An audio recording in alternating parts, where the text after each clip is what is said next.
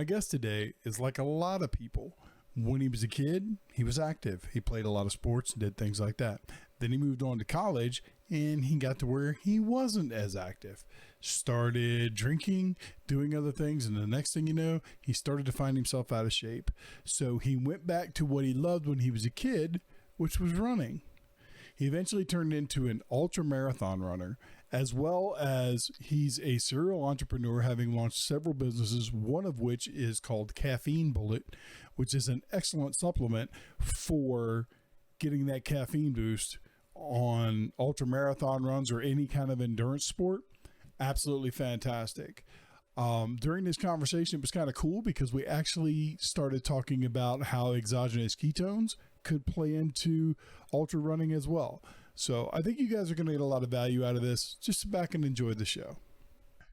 David, my friend, welcome to the Jacked Up podcast. I'm glad to have you on the show. Thank you very much. It's very exciting. Oh man, I'm telling you, exciting. That's for sure. You lead quite the life. I got to say, your story really intrigued me. I mean, you're a serial entrepreneur. You're an ultra runner and just all kinds of things. I mean, you kind of have dabbled in a little bit of everything, and that's why I was really excited to get you on the show to kind of get your insight into some of these different aspects. So with that being said, why don't you let our audience know how you went from being young David, growing up and playing and doing all these things, to turning into a serial entrepreneur and an ultra runner and all the other things that you're involved in? Oh, that's a big question. I guess from running wise, I used to do this thing called the Hash House Harriers when I was a kid. My dad did it. He was in the army, and I stopped all sport when I went to university. So when I went to college, which a lot of people do actually, because I was in a big city in London and it was just too much of a hassle to get to sports fields. So it wasn't until I'd split up with my then long-term girlfriend, I was about 27. And at the time I was drinking quite heavily, playing darts, doing pub quizzes. And so I was starting to get the odd hint of a moob, and that scared me at the time. So I thought, I've got to do some kind of exercise. And that's when I joined the Hash House Harriers in London, something called City Hash, who are a social running club, and really discovered a love for running, which I didn't really have ever before. You know, I hashed previously because my dad did, and it's quite fun because it's stop and start and more social than actually competitive. But cross country at school was something everyone dreaded, and it wasn't until I went to join the Hash again I realized it was actually could be really fun to run fast, especially if you're hurtling around a city like London where no one's expecting you to turn up at any moment. So then I did a marathon I was working for a management consultancy at the time. I did a marathon with them and found out that I actually quite enjoyed the training. I was quite good at it. And eventually, through various, I'd won a race, so I was then in the magazine. So I was then approached by a brand over here called Goodness Shakes to do this kind of obstacle race with them. And off the back of that, then formed an obstacle race team with a few friends of mine. One of them, the listeners may know, called John Alban, who's now World Trail, World Obstacle, World Spartan, World Tough Mudder, World Sky Race champion. So he was pretty good. And then a few other people who are known well in the UK who are very good in their own right, but not quite at his level. And then in terms of entrepreneurship, it's interesting. I think that's almost a term that people pigeonhole too much. And throughout my life, I've always just enjoyed doing stupid projects that primarily are for fun. And it's just snowballed from there. So I've put on races called Beer Belly Running, where we do drinking and running races. And I was bored at work mainly. So I started doing T-shirt designs, did a lot of venture racing where you run as teams. And actually to be good at that, you need to speed up the speed of your slower runners. So you invented this thing called the camel toe, which is a bungee cord between runners so that you can drag essentially on a bungee, the slower runner. And then was really bored at Accenture, the management consultancy, and decided to co-found a startup called zipcube.com with just someone who was advertising for a co-founder. Airbnb for meeting rooms, not really in the States, but UK and Europe. And then that was when I took the plunge and actually for full time was trying to make a living off things that I did, which was scary, but actually so fulfilling. So, and yeah, here I am. And the ultra stuff, obstacle racing was really fun for a few years. The team was so successful, but it was quite apparent that it wasn't for me. I was at best a moderately good runner, relying on my running to get me through the course. Right. And when that stepped up and became a lot more technical, I didn't really have the ability or even the drive to learn new skills and actually get good at it. So I simultaneously started a podcast of my own called Bad Boy Running, and I'd always wanted to do this race called the Marathon des Sables, which it's very well known in Europe, a little bit in the States, where you do a 5-day, 6-day race across the desert in the Sahara. Wow. Yeah, a friend had done it. It was on my to-do list, and so I trained for that and found ultra. Basically, never really looked back. That's pretty wild. So now let me ask you, so was running the only sport you did when you were younger, or did you dabble in other sports, or was it just simply running was what you found and what you stuck with? Yeah, I mean, the House Harriers wasn't really, I wouldn't consider that sport. It's not competitive. That's just what I did when I was at home with my folks. I actually went to boarding school because we'd be moving around every 2-3 years. And yeah, there we'd do so many sports: hockey, rugby, cross country, tennis, athletics, cricket. And because I was at boarding school when we were younger, you didn't really do anything with your time because you couldn't leave the grounds. And so as soon as you came out of class, you played ball tag, you played quick cricket, you were uni hockey, you do basketball. Basically, that was what you spent your free time doing. And so while I wouldn't say I was great at it, if you compared me to people from another school that wasn't as sporty, I was pretty good. But my classmates, one of my friends, In Yang, who's now in the States, he was national champion in the 100, 200 for 3 or 4 years running. There's some great athletes around, but it's strange how you almost go through life where just small differences can completely change your outlook. And going to university and having to get in a coach for an hour and a half to get to a field, it just turned me off doing sports. And so it's quite strange now that I'm a runner, because I wasn't really seen as that at school, and actually I avoided it in my senior school because I just was too lazy and wanted to hang out with my mates more than anything else. Right. Yeah. I can't relate to the whole running thing. I've always been very big. I mean, I was 13 years old, 6 foot tall, weighed 200 pounds. So wow. I've always been a big guy, which I never really understood because my dad was like 5'2" and weighed 120 pounds soaking wet. I never really understood the correlation. I mean, I was literally wearing his clothes by the time I was like 10 or 11. I mean, that was the size difference between he and I. And he was never really all that athletic, very, very hard working man, but he wasn't into any kind of athletics or sports. He didn't watch sports on TV or anything like that. I got into wrestling in school, and through getting into wrestling, I got into weightlifting, and I kind of developed a love for it when I was young. And then I kind of left it sit along the wayside for a number of years until I needed to call on it again to get me through my health journey to get myself back to where I was in much better shape than what I was before. So, but now let me ask you, because you've mentioned ultra running a couple times, and obviously a race across the desert that takes 5 days, that's got to be ultra running. But as a concept, I hear more and more people talking about ultra running. I was even, one of my favorite podcasts that I listen to is the HWMF podcast with Seth Feroci, and he had a guy on there. The guy's nickname is Iron Dad because he's like he's a normal father and everything, but he runs these Ironman marathons and all these different things. Some crazy stuff that he's talked about doing. And I'm more and more I'm hearing the term ultra runner being used. What is the actual definition of that? I mean, are there different levels of ultra running?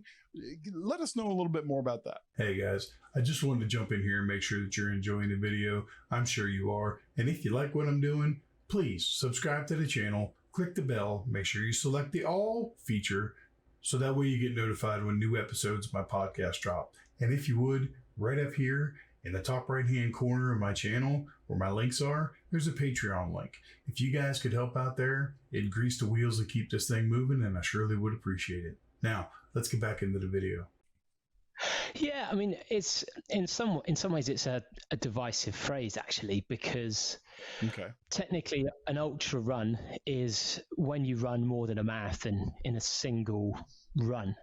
But it seems there's a real difference between, there's almost a split in the communities, particularly in the UK, between people who see themselves as runners and people that see themselves as ultra runners. And so it's sad in some ways, because if you go to a running club, typically people were there to run track, to run 5Ks, 10Ks, half marathons, cross country. And the ultra running communities, it's quite different, the type of people it attracts, and also your attitude towards running as well, because everything, when you do those shorter distances, it seems to be geared more towards time, because you can directly compare your marathon time. You're in the same way with weightlifting, you know what you bench, you know what you can do in these different lifts. Whereas in ultra running, because when you get to that distance, no one's going to shut down a city to let you run 40, 50, 100 miles. And so therefore, the numbers are smaller. You end up running these massively different terrains, whether that's in mountains, through deserts, cross country, through muds. And so the community actually attracts people that, some of them are like the kind of Iron Men, people that do that are quite, I guess, testosterone fueled and want the bigger, the better. But for a lot of people, it's more of a personal challenge, where actually the result that they're looking for is to finish. And you wouldn't get that really in a 10K race unless it's people that are, trying to lose weight or new to the sport. And so it's a very different focus for people, because the finishing is the achievement, and that's great, because it means that you're not obsessed with these granular objectives that you can end something like a marathon, where some people could run a 2:30 marathon and be disappointed because they wanted sub 2:30. And while you do get that to a certain extent in ultras, the community is more about the taking part. And the real difference is that if you're doing short distance races, and I'd include a marathon, it's not obviously not a short distance, but in terms of how you fuel and how you approach it, you typically will run the same pace the whole way through it. And if you're going to be fueling at all, it's going to be gels, sugars, caffeine. Whereas in ultras, you get these things called aid stations, where at various sections you'll stop and there'll be tables with crisps, cakes, chocolate, peanuts, just everything you could have ever dreamed of, because you're actually fueling in a slightly different way. And the battle is getting on as many calories without your stomach. Absolutely. I was going to say going to S, but I wasn't sure if we were allowed to swear on this or not. But yeah, no, without losing this stuff. Hey, let me make this easy for you, David. You can say whatever the fuck you want. I don't care. Hey, I'm like wide open. So by all means, do what you gotta do, brother. But I mean, there's this guy. Oh, go ahead. Yeah, but there's this guy called Leicester Evans. He's a bit of a legend in our community, where this race through the desert, he managed to put on weight during that race because he was eating so much of the food that people were throwing away. So that's a slight insight into how ultras can be different, because they're a very different type of person that's potentially attracted to it. Right. Now, I want to go back and touch on two things that you were just talking about. The first of which is the foods that were at these stations. Obviously, they were all highly caloric. They were high carb foods. And I tell people all the time with working with people through nutrition, carbs are one of those things that they're not evil, but they're dangerous. I say that all the time. And it is, if you're eating the carbohydrates and you're not using them, if you're not utilizing them for fuel, they're going to get stored as fat in your body. But in this case, you're going to stop at the station and you're going to eat whatever you can actually hold and be able to continue on with your journey without getting sick to your stomach. But you're going to burn that up in between. When you're at this station to the next station, you're going to burn that up. So I think it's really important to note that, and this is just one other illustration of the fact of what I say on a regular basis. Carbs, if they're used in a proper manner, are very, very advantageous to anything that you're trying to do, especially if it weightlifting, ultra running, any kind of sport that you're trying to do. They're very, very advantageous, but you have to time them correctly. You have to make sure they're the right kind of carbs so they burn up in the right fashion, all these different things. And, people say that nutrition isn't complicated. The fundamentals of nutrition aren't complicated, but when you get into specifics like this, they are. The other thing that I want to touch on, which was actually leading into the next topic that I wanted to discuss with you, was the fact that they had caffeine sources there. Now, I know that you founded a startup called Caffeine Bullet. Explain to us a little bit about what Caffeine Bullet is and how important and effective that caffeine is to ultra athletes. Well, actually, I think the frustrating thing about caffeine is that it doesn't help everybody. And most advice on nutrition does tend to be personalized, but actually 10% of people shouldn't ever have caffeine because it will slow them down if they're racing. And if you're trying to lift more, all the benefits that people perceive from a coffee, for 10% of people, that's just not true. For 40% of people, it helps a bit, so it's more than the effect of a placebo. But for 50% of people who metabolize caffeine really quickly and well, and you're them if when you have a coffee, you get hyper quite easily. Caffeine's this wonder drug that used to be banned, and they realized that the world's anti-doping association, they realized that there's no way they could stop athletes inadvertently taking caffeine, so that's why it's legal, fantastically for us. But what caffeine does, you probably know from things like energy drinks, it's used primarily in the office for things like being alert and staying awake.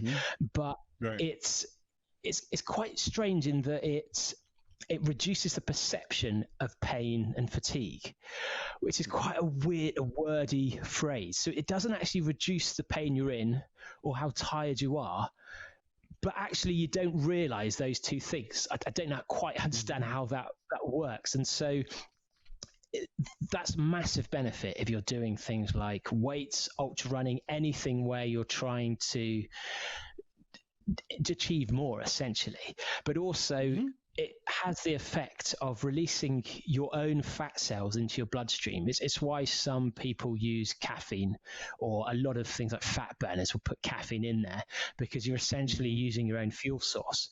And so caffeine's used by a lot of runners and a lot of athletes to utilize all of those three things. And so not only does it allow you to use fats, which then saves your glycogen stores in your muscles. So actually it stops you from hitting the wall. It means that you can fuel for longer with less, essentially, but also it gives you that alert feeling, which in ultras can be useful for not getting lost, but also for your decision making.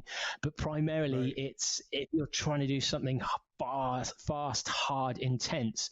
That reduction of the perception of pain and of fatigue really helps you to just push harder, essentially, for longer. So Caffeine Bullet is a mint chew or a chocolate orange chew that has the strength of a strong coffee in a small form. And I created that because as a runner, everyone uses these gels, which are essentially sugar with a little bit of electrolytes and water. And those things can be pretty hard on your stomach. So if you're doing a marathon, an ultra, there's only so long before you're sick of that sweetness. You're sick of the gels. And typically at the end of those races is when you'd use a caffeine gel. But that's when you least want a gel. But also because you can only have 60 grams of carbs an hour, or up to 90 carbs if you're doing the 2 tracks essentially of carbs. It could be that you're right on the limit of your carb intake that you can have. So you've taken a gel and you suddenly need caffeine. And if you need your caffeine then and you've only got a caffeine gel, you're stumped because you've got to wait until you next have the gel. So the whole idea behind it was just a really pleasant way to take caffeine that didn't tie you to having to have carbs, that also meant in shorter races where you don't want a gel, or before the gym, or you can have something that's actually just fits in your pocket and is like a sweet, but with the effect of a strong coffee, 100 milligrams of caffeine. And that's what we started a few years ago, and it's been going really well so far. That's awesome. Now, let me ask you, and I asked this for my own curiosity.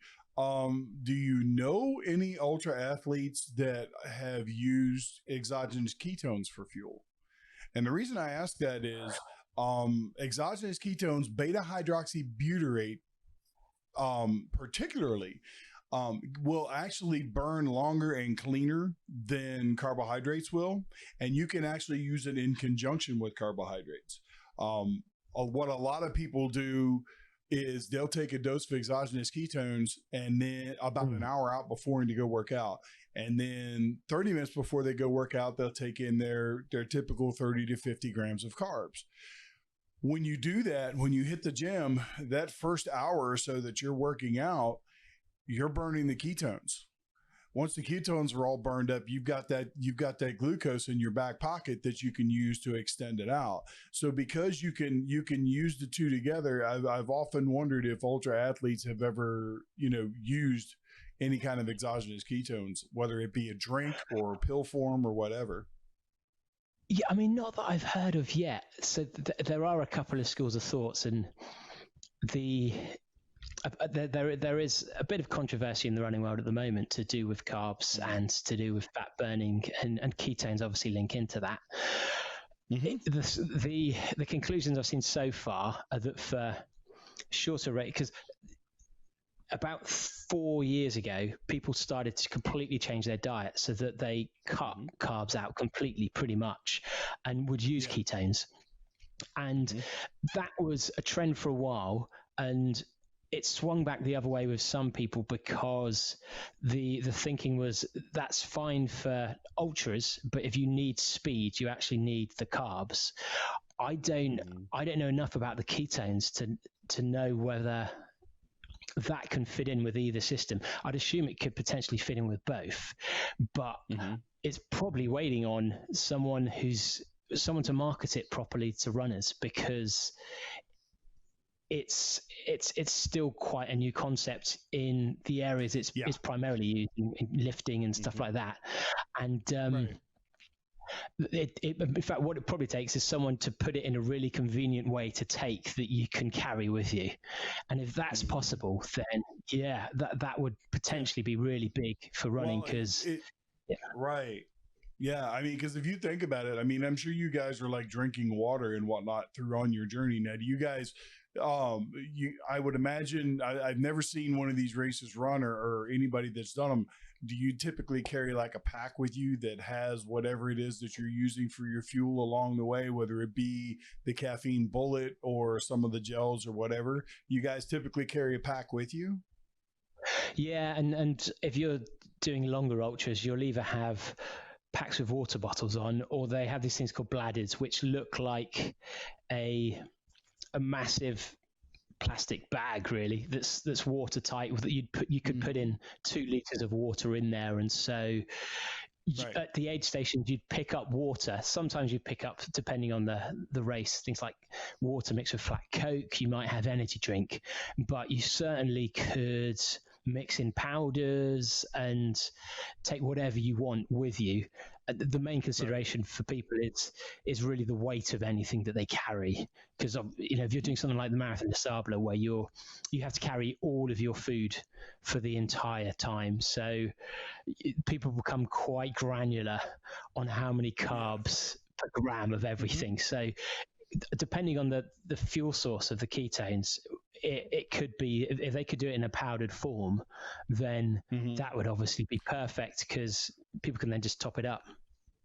Right. Yeah. Well, in most cases, what you find now is when you look at exogenous ketones on the market, it's beta hydroxybutyrate.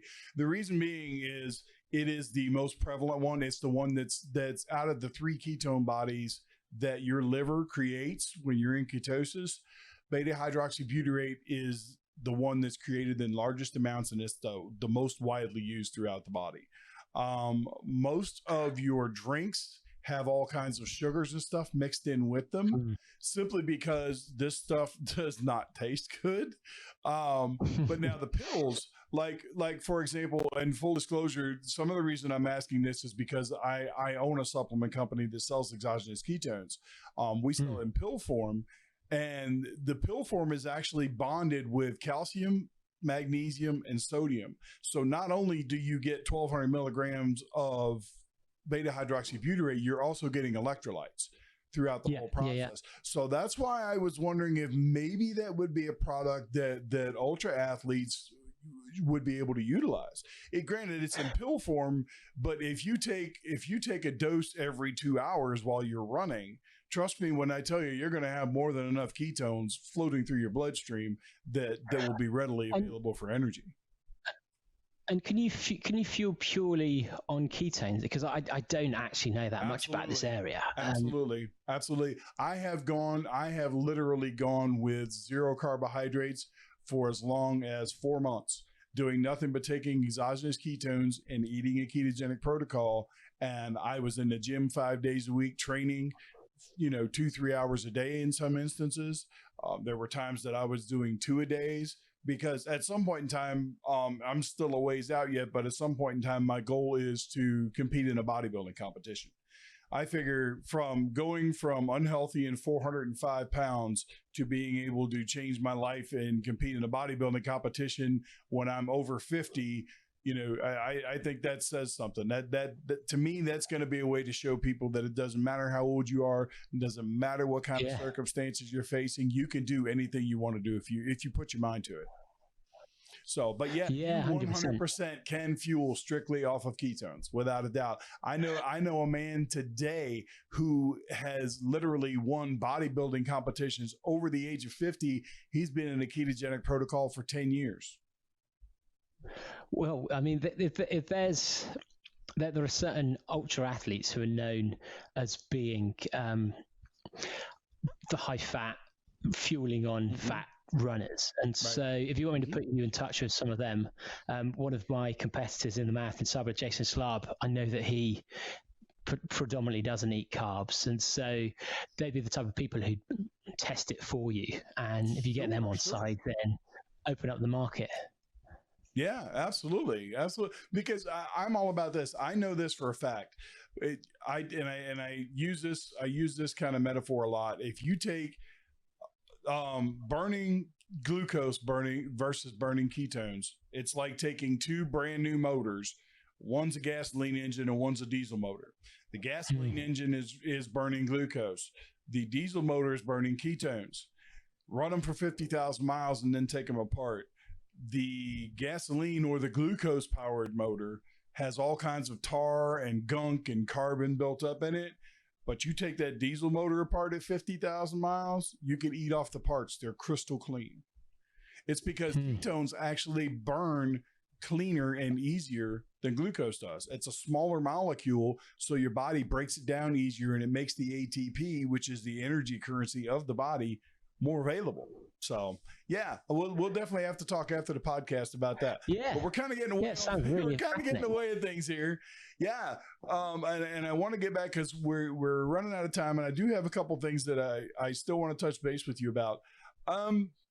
You have stated that there's a concept called living wild but still racing hard. What does that mean? Well, I guess I'm predominantly known in the UK for I'm known at being at the bar at the end of the race as much as I am for how I perform in the race. But okay, I've led a no compromise lifestyle, shall we say, and to a certain extent, ultra running fits in well with that. What you were saying about carbs and it turning into fat.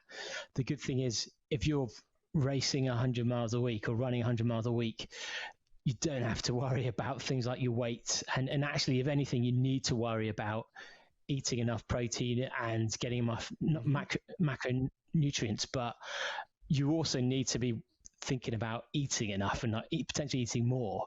Right.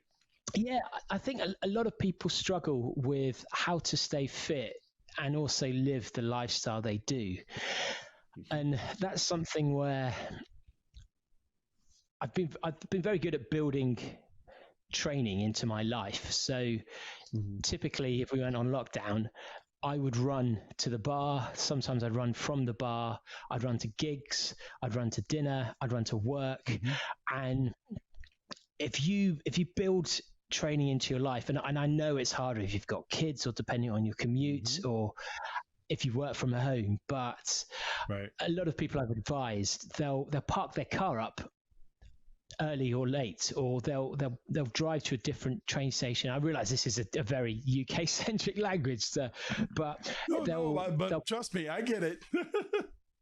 Yeah, but basically building into your lifestyle, you're running or whatever exercise it is, whether if taking on extra weight when you walk into the office or parking up a few blocks away and walking there, and that way it just frees up yourself to be able to live how you want to live. And so when I trained for a PB in the marathon, I knew that I could drink heavily on Thursday nights and Sunday nights, because those were the 2 days where it would flow with my training, which isn't necessarily that responsible. And I'm sure I could have trained slightly better with it. But I think a lot of what people miss out of their training is that being happy and fitting in with who you are and also not sacrificing everything for it is the answer to ensuring that you have lifelong fitness, because you're then not having to make massive compromises from who you are to be fit.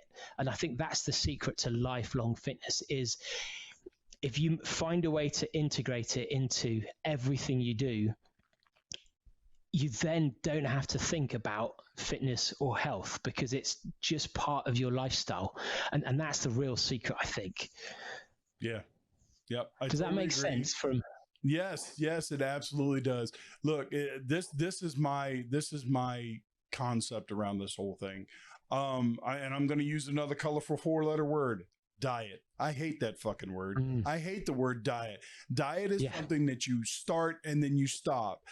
If you want to improve the quality of your life, the quality of your health and fitness, it has to be a lifestyle change. It can't be just, I'm going to go on this diet, and the diet lasts for 8, 12 weeks or whatever. And then you're like, okay, well, now what do? You go back to what you were doing before, and any progress that you made, you lost. This is what literally feeds the diet industry. It's because you have these diets and people go up in weight and they go down in weight and they go up in weight and they go down in weight. And the whole time that they're doing this, they're falling victim to the shiny thing syndrome. And the next new diet comes out and they're like, well, this diet didn't work. Let me try that diet. And then they have to go buy special food for it or special pills and all that type of stuff. And it's all horseshit. It's all horseshit. If you want to improve your health, you need to look at what you're eating. Look at what your activity level is. You need to make sure that you're eating the proper amount of nutrients to fuel whatever it is that you're trying to do. If you're trying to maintain weight, you need to be eating X amount of calories. If you're trying to lose body fat, you need to be eating 500 calories less than that. If you're trying to gain size, you need to be eating 500 calories more than that. It's just that simple. But people make it so complicated because they have fallen victim to all of the shiny bells and whistles from the diet industry, and they get wrapped up in it. And it doesn't have to be that complicated. Yeah, but I think a lot of people as well struggle because we all go through waves of motivation and strength and weakness. And actually a lot of it is being honest with yourself and thinking about when is it that you're most likely to do something good or something bad. And I always use an example of carrots. So I like carrots because for me, it means I can get vegetables in a lazy, cheap, relatively tasty way. And so I'd always buy myself a bag of carrots when I was at work. And I'd never eat my carrots because my carrots were the snack that I had, but I'd have a snack at the end of the day. And so I get to the end of the day and I'd be looking at a bag of carrots. And of course, by the end of the day, I'm thinking, come on, I've had a whole day. I don't want bloody carrots. And so I changed it round and I had my carrots before I ate my lunch. And so I'd always have my carrots in the morning because that's when I still have my motivation. And actually it seemed quite a nice thing. And it seems silly, but just that realization of trying to eat something healthy at a point when all you want to do is give yourself an excuse or reward yourself for other good things. You've got a natural clash there. And so it's figuring out if there's something that you prefer not to do, but you kind of don't mind doing, then schedule that for the time when you know you're strong, when you're motivated.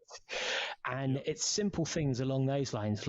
Don't go to the shops when you're hungry to shop for the supermarket, because then you're going to buy crisps, you're going to buy chocolate.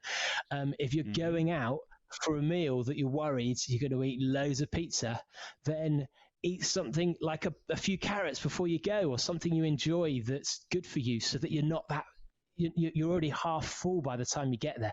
And it's all these little tricks where the rules are easy. The trouble is it's battling with your mind and it's battling with yourself. But it is. You know yourself, so be honest with yourself and figure out all these little hacks. And I mean that's what I do when I race. If I've got a rule that I'm not allowed to walk up a hill unless it's quicker to walk. So in an ultra, I know I can walk on the flats, I can walk on the downs, and because of that, I never walk in a race, because when it's on the flat and when it's on the down, I don't need to walk. But because I've got this little rule, and I know it's a cheat rule when I'm trying to trick myself, and even though I'm aware of that, when I'm going up a hill, I'm aware that I just need to get to the top of this hill and then I can walk, instead of thinking I have to run the next 40 miles. And it's coming up with little tricks like that you can play with yourself once you understand yourself, that actually allow you to master and conquer your weaknesses, because you're avoiding them or you're putting something else in the place. My little bit of wisdom for you there. You're spot on. You're spot on. I deal with all of my clients that I work with. I wind up becoming friends with a lot of them because I get into their minds. I want to know what's going on in here, because this right here, the brain is the most powerful muscle in the body. Our brain can literally cause any other part in our body to do anything if we will it to be so. It's just that simple. It's been proven time and time again in study after study after study. So it's all about creating a mindset within yourself that this is what I need to do. This is the goal that I'm trying to reach, and this is what I need to do to reach it. And then applying that on a daily basis. And that's why I say that lifestyle change is so much more important than diet. It needs to become a habit with you that, when you get up in the morning, what your routine is. You're going to meditate for 10 minutes in the morning if that's what you do, or whatever it is. And then you're going to have your coffee, and you're going to maybe put a little MCT oil in there to get a little extra boost of healthy fats. You're going to have your breakfast, then you're going to go work out, then you're going to come back and, set yourself up on a routine, know what it is. And if you build the routine yourself, odds are it's something that you can stick to. And that's where you run into the problem with these diets and these canned cookie cutter workouts.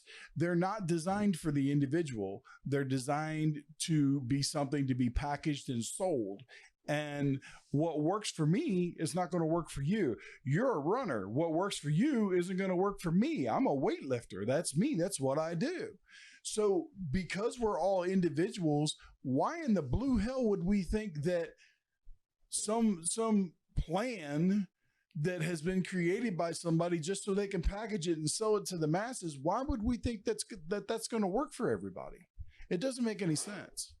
So, I'm completely with you. It's all about just setting yourself up for success, using little tricks and tips to, like what you basically set yourself up with saying that you could only walk on the downs and the flats. Well, hell, those are the least amount of times that you're going to want to do that. So you set yourself up for success by creating that rule and sticking to it. And it's no different than doing that than, saying, okay, I know that I'm going to a birthday party on Sunday and I'm going to have a piece of cake and ice cream. So I need to account for that ahead of time. I need to make sure that maybe I do a little extra exercise that day after the party. Maybe I need to eat a little bit before I go to the party so I'm not quite as full or not quite as hungry. Or I need to make sure that because I'm going to be eating a lot of excess carbohydrates at the party, that I don't eat any carbohydrates before I go. These are all things that you can use to,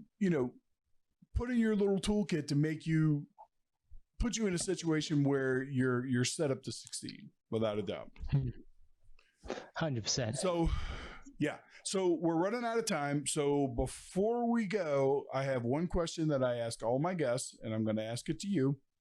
If you could change one thing about health and fitness on a global level, meaning you would institute some kind of policy, bring forth an idea, whatever the case may be, but whatever it is, it would change the face of health and fitness on a global level, what would it be? It's probably that everyone could find a fitness that they love, because I think everything else would fall into place. If you truly love a sport, then you don't have the worries of calories, because you're doing something that burns the calories, or you'll be so driven to focus on your nutrition for that sport. And I think that's the trouble, is so many people go to school where they're forced to do sports that they don't enjoy, or they're bullied for, or they're left out of, and it creates a distance between them and a love of fitness. And actually, if everyone can discover a love of fitness, a love of sport, then you will be a healthy person, hopefully. Yeah. That's the first time I've ever had anybody answer that question like that. And I think that's a really, really powerful statement. We have gotten away as a society, and I think it starts when we're younger. We've gotten away from, as a society, encouraging kids to get outside, to be more athletic and more energetic. And I think because of that, because we develop those habits when we're younger, that as we move into adulthood, it just gets worse. If you go back 20 years, 20 years ago, type 2 diabetes wasn't called type 2 diabetes. It was called adult onset diabetes. Kids didn't get it. If you had a kid that was diabetic, he was born a type 1 diabetic. But what has happened is, because 20 years ago, kids were outside playing all the time, they were a lot more active, so they weren't struggling with being overweight. With, you know, childhood obesity is through the roof these days. But since the obesity rates in children have risen, you know, type 2 diabetes became type 2 diabetes because kids were starting to get it as well. And these are all things that when you start creating bad habits when you're a kid, they're harder to break when you're an adult. And if you don't break them when you're an adult, guess what happens? You pass them on to your kids, because we teach our kids what we know. That's as parents, that's what we do. So it's really important. I think you're spot on. We need to start young. We need to get kids involved in some kind of sports. I mean, I thank God every day that my oldest daughter got my grandson involved with karate. He's very young, but because of the fact that he goes to karate twice a week, and you know, he's like one of those kids with excess energy anyway. He doesn't sit around and just play video games and stuff, and it shows. He's active, and he's skinny, and he's healthy, and you know the proof. And I think it's important that there are all those different options, because at the moment you go to school and you're forced to play basketball or American football or the one or two sports that the school deems right for everyone. And if it's not right for you, that's game over for you. Whereas, as you say, karate, there's so many different sports that are for all people, and it's about unlocking the right sport for each person. Yep. Absolutely. All right, my friend. Well, before I let you go, why don't you take a second and let everybody know where they can find you on social media and the like if they want to connect with you? Yes, so if you want to listen to the podcast, it's Bad Boy Running Podcast, and that's on Instagram, Facebook. If you want to connect with me directly, just David Hellard. I don't really do much on social media. I'm a bit old for that in some ways. But if you want to try Caffeine Bullet, then I'll do a discount with just JAK'ed up as the code, and I'll give you 20% off your first order. But do reach out to me if you want advice or any stories, anything like that. Then just spam me on Messenger on Facebook, and be great to hear from you. Yeah, that's great. Well, yeah, I'm definitely going to have to hit you up to try that Caffeine Bullet myself. And we'll talk afterwards about the podcast. We'll trade for ketones, about the exogenous ketones. So definitely. So let me switch over and wrap this up, and then I'll be right back with you. David is an amazing guy. You know, I knew this after reading all the information, all the different stuff he'd been involved with. I didn't know just quite how serious his ultra running was, but it was definitely an inspirational story, to say the least. I know you guys got value out of this video, so please do me a favor, subscribe to the channel, click the bell, and make sure you select the all feature, so that way you get notified when new episodes of the Jacked Up podcast drop. And if you would, up in the top right hand corner, there's a little Patreon link there.